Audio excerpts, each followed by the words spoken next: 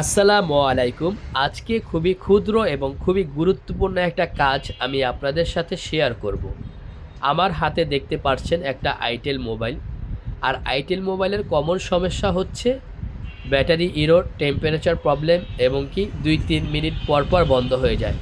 So এই মোবাইলটা আমার কাছে নিয়ে আসে, প্রবলেম হচ্ছে 2 থেকে 3 মিনিট অন থাকার পর মোবাইলটা বন্ধ হয়ে যায়।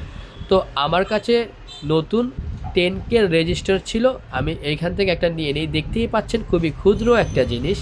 তো এইখানে তাতালের মাধ্যমে আমি গ্রাউন্ডের সাথে এবং বিএসআই মাঝখানের এবং নেগেটিভ যেটাকে বলি গ্রাউন্ড, সেটার সাথে লাগিয়ে দিই এই 10K রেজিস্টার।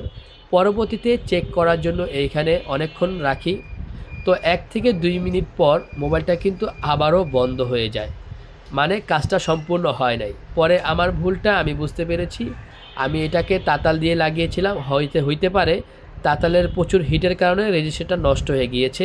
পরবর্তীতে অন্য আর একটা নতুন রেজিস্টার নিলাম, এটাকে খুব যত্ন সহকারে লাগালাম হট এয়ার গানের মাধ্যমে, যাতে হিটটা বেশি না লাগে। এক পাশ হট এয়ার গানের মাধ্যমে লাগিয়ে আরেক পাশ তাতাল দিয়ে কোনো রকম ঝালাই করে দিলাম। এরপরে প্রায় 20 মিনিট কাস্টমারকে বসিয়ে রেখে চেক করলাম, আলহামদুলিল্লাহ কাজটা সাকসেস হয়েছে।